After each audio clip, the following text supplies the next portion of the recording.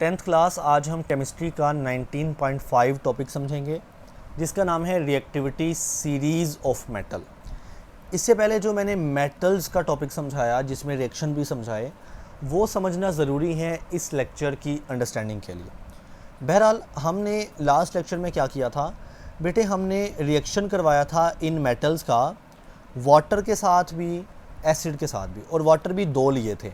एक बार हमने cold water use किया था और एक बार हमने स्टीम यूज़ की थी, ये दोनों वाटर की कैटेगरी में आते हैं। और फिर हमने डाइल्यूट एसिड्स के साथ भी रिएक्शन करवाया था।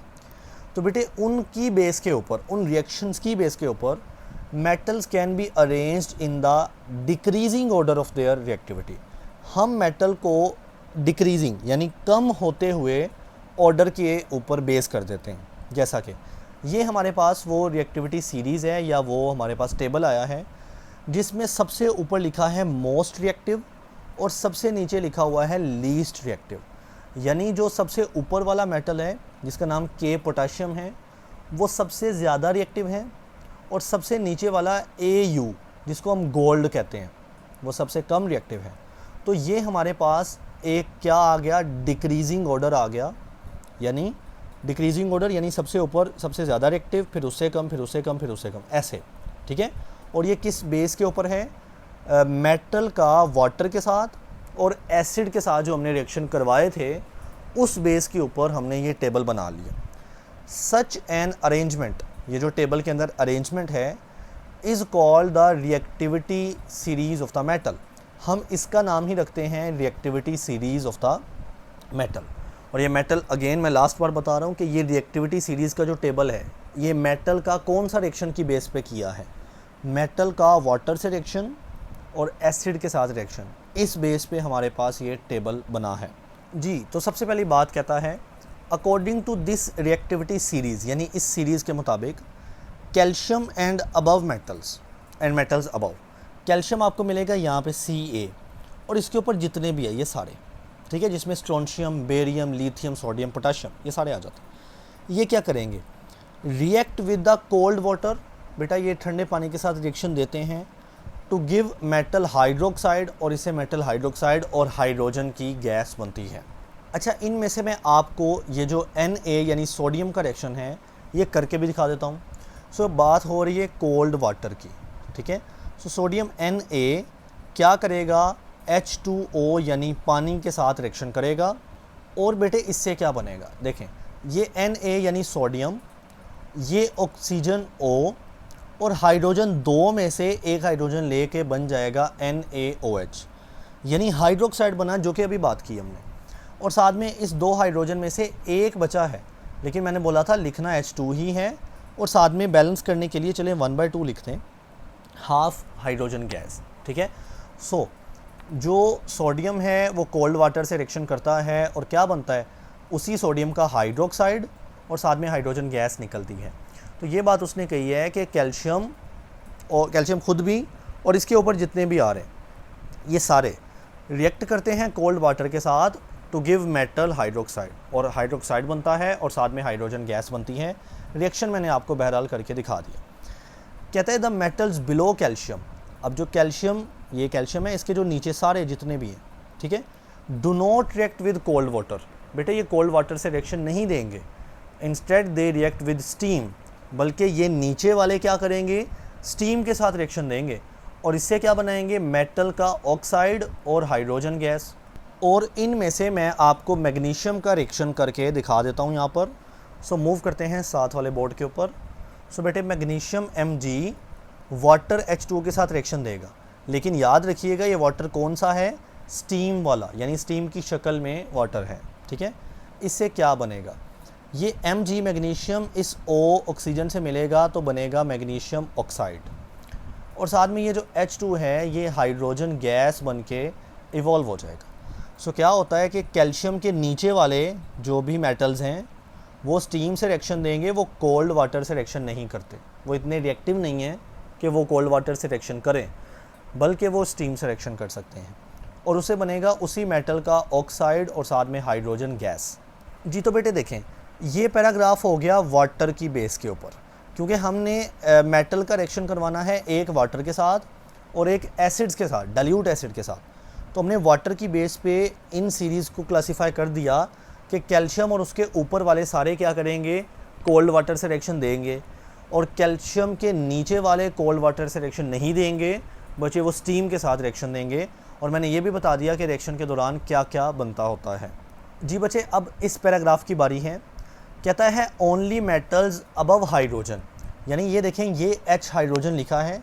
अब इसके ऊपर आने वाले ये सारे, ये जो पूरी एक लाइन है, ये सारी जिसको मैं हाईलाइट कर रहा हूँ, हाइड्रोजन के ऊपर जितने भी मेटल्स आ रहे हैं ना, will be able to liberate hydrogen gas H2 upon reacting with dilute acid.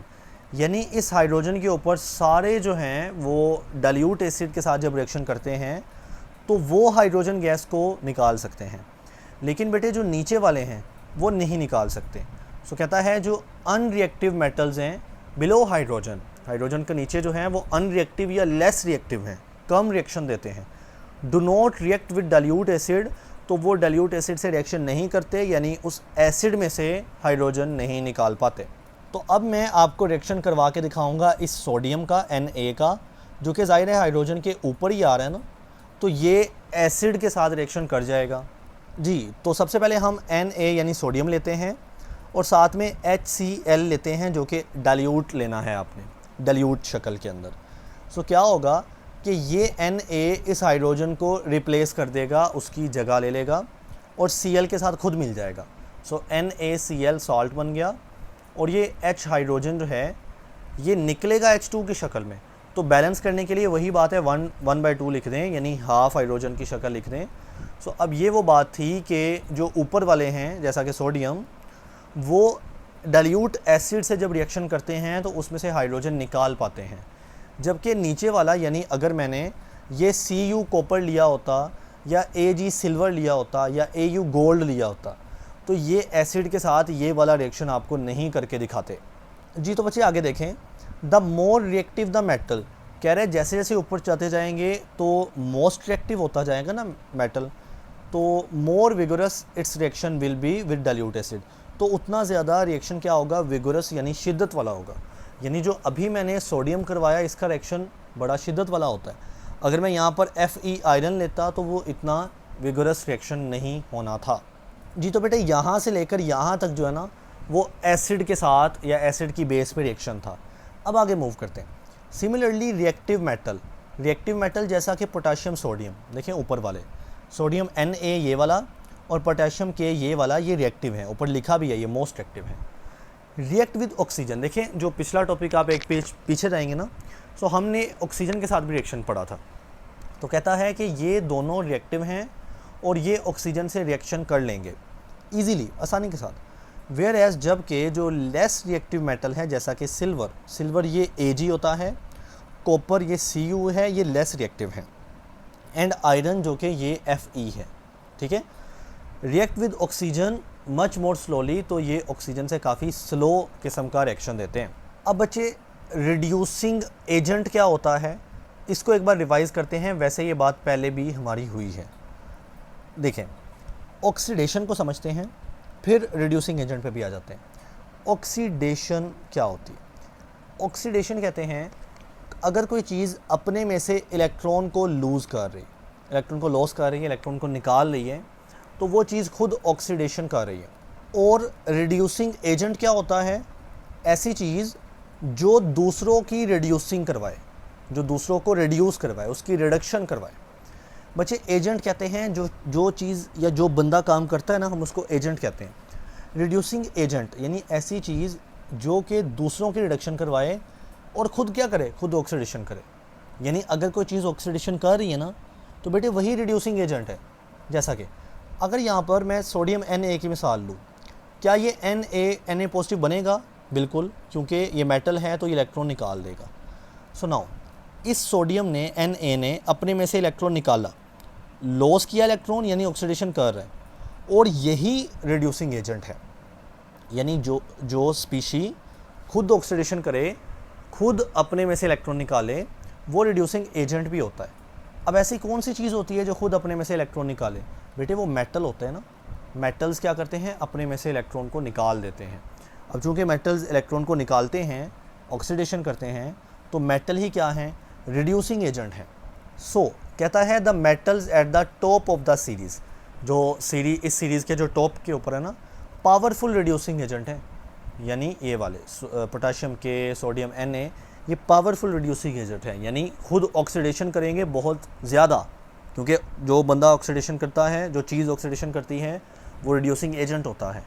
तो ये दोनों ऑक्सीडेशन करेंगे बड़ी ज़्यादा, क्योंकि ये पावरफुल रिड्यूसिंग एजेंट है। Since they are easily oxidise, क्योंकि बेटे ये आसानी से ऑक्सीडाइज हो जाते हैं। आगे कहता है हाउ एवर लेकिन the reducing ability of metals decrease going down the group. जैसे जैसे आप ग्रुप में नीचे आते हैं ना, इस सीरीज़ में नीचे आते हैं, तो ये रिड्यूसिंग एबिलिटी, दूसरों को रिड्यूस करने की एबिलिटी या खुद को ऑक्सीडाइज करने की एबिलिटी, यानी इलेक्ट्रॉन को लूज़ करने की एबिलिटी, ये क्या होती जाती है, decrease going down the series, ये कम होती जाती है जब आप सीरीज़ में नीचे आते हैं। अब ये रिएक्शन लिखा हुआ है, इसका क्या मकसद है, इस रिएक्शन को पहले देखते हैं। बेटे ये जो जिंक है, ये इस कॉपर सल्फेट के सॉल्यूशन में से ना कॉपर को डिस्प्लेस कर देता है, कॉपर को निकाल देता है बाहर, और इस सल्फेट के साथ जिंक खुद आके जुड़ जाता है। अब जिंक कॉपर से पावरफुल हुआ, क्योंकि जिंक ने कॉपर की जगह ले ली, और ऐसी चीज़ ज़्यादा पावरफुल होती है। तो हम देखते हैं, ये पड़ा है हमारा जिंक और ये नीचे पड़ा है कॉपर। तो अगर जिंक ऊपर है तो ही ये पावरफुल है, यानी ऊपर वाले ज़्यादा पावरफुल हैं। तो ऊपर वाला नीचे वाले को डिस्प्लेस कर सकता है, उसकी जगह निकाल सकता है।